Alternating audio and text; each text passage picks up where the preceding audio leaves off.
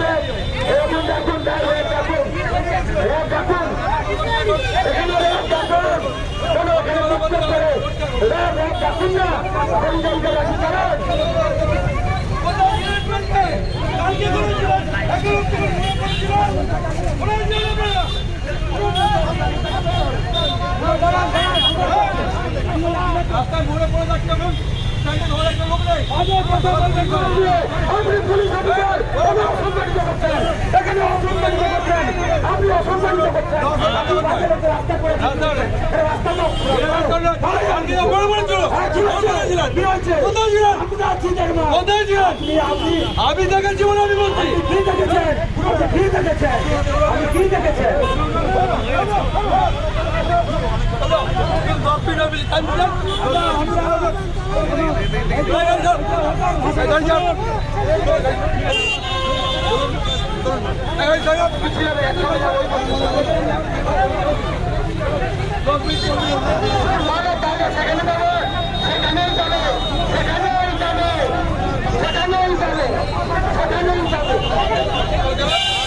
হলো